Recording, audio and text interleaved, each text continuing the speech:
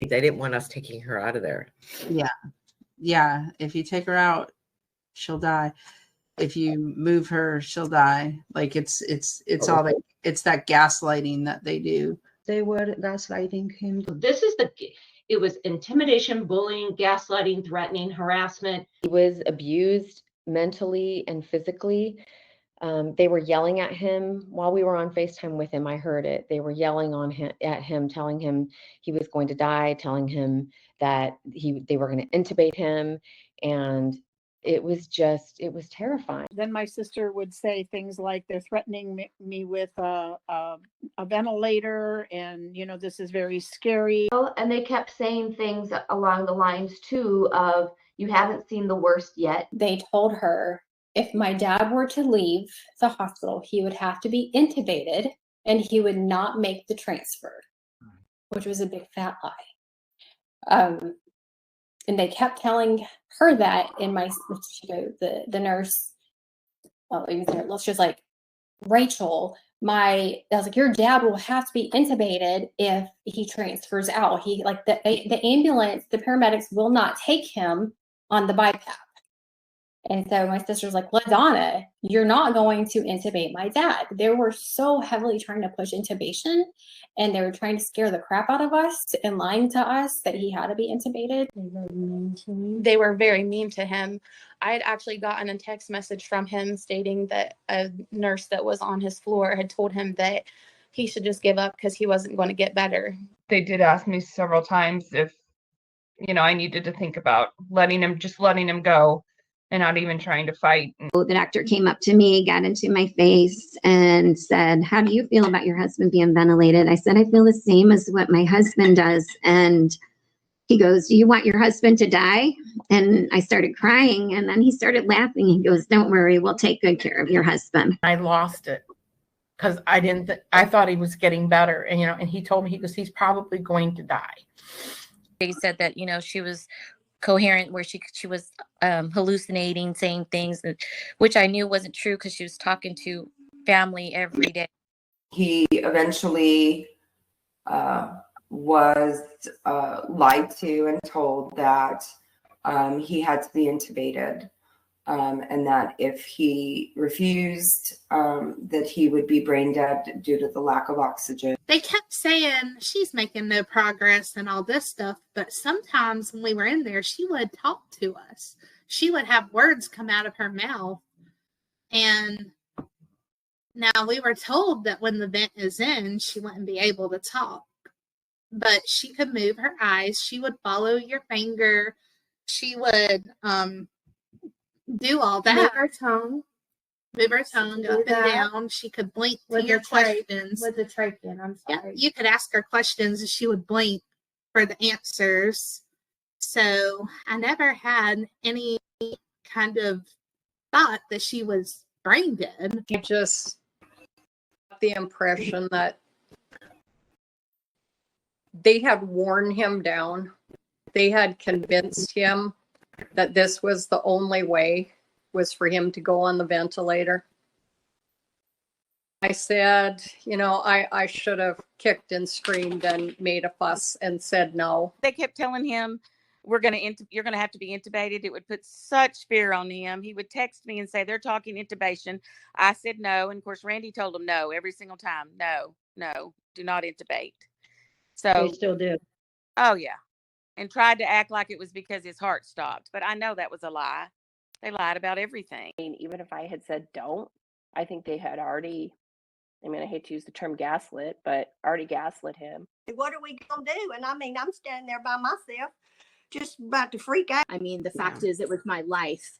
And, and they try to make you feel like you're off, and I knew that I had a basic grip of what was going on. I was a traveling nurse, and I'll never forget her because she was very mean and rude. When she brought my dad in, she's like, you're lucky you get to see him right now, because when you see him shortly, he's going to be pouring blood and you're not going to want to see him. And Mom and I just looked at her like, how can you be so cold? How could you say that to somebody? We haven't seen him now in 17 days. So basically you're telling him he's going to die. You're basically telling this guy he's going to die. So That's, you know, that's really got to help your your mindset as a patient, right? The people that are, you know, the experts you've entrusted your life with are essentially telling you you're a dead man. She wants to die because of you people. And so then the next 3 weeks are basically just them always asking us to like let him go, continually. DNR, unplug him. Why are you doing this? One day they tell you, oh, he's doing better. His numbers look great. Yeah, this is going to be good. And then the next day it's, oh, yeah, we don't know if he's going to make it. They just gaslight you back and forth, keeping your hopes up and then bringing you back down again. And we get a phone call from the nurse. And she's like, she tells my mother, your husband says he wants to be put on a ventilator and die. We're thinking, that doesn't sound anything like my dad. Nothing like my dad. He would, because all over his chart, because when I looked in his chart, he kept telling him, don't incubate me. Don't put me on a ventilator. I don't want to be ventilated. So how do you go from don't put me on a ventilator to I want to be put on a ventilator and die? And it's in the chart. The hospital kept saying they can't get a BiPAP machine through hospice. That was a lie. And then then at 2 o'clock, they all came rushing in and you need the ventilator. And we were saying no. And here's the upsetting part is he was on the BiPAP machine after they coerced him to doing the BiPAP because he doesn't like the mask. And lied to me again, straight to my face. And I just started to feel like they were just telling me what they thought I wanted to hear. I take it for granted. I trust the doctors. I trust the hospitals. I trust the nurses. I have since found out I cannot. And they were telling me that I was going to go on the ventilator. And I was like, no, I don't want to go on the ventilator. Because everybody I knew that had gone on the ventilator died. And I thought, well, I'm at peace. If I die, I just know my Savior. I'll just go to heaven. But, you know, I still had a lot of life left to live. So, and I thought my daughter had agreed. She was like my healthcare proxy. And I thought maybe she had agreed to put me on the ventilator or something. Later, now, we actually just recently, we were talking and I said something about, you know, that I didn't hold any bad feelings towards her for deciding to put me on the ventilator. She said, Mom, I didn't decide that. She says, I thought you decided that. I said, well, no, they never asked me, other than that crazy guy in the exam room. But, you know, I just thought, wow, it's like they tricked us or they deceived us. They kept asking me that, do you want to be resuscitated and ventilated?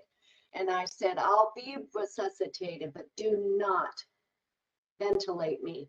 Do not touch me with that. And they kept saying it over and over, like it wasn't sinking in if I was saying it properly. I said, I do not want to be ventilated. People, they just need to be accountable for what they did. The hospitals, the doctors, they all knew. What I mostly care about is that people are held accountable. And you know, if finances was a motivation, if life didn't matter to these people, then I want them held accountable.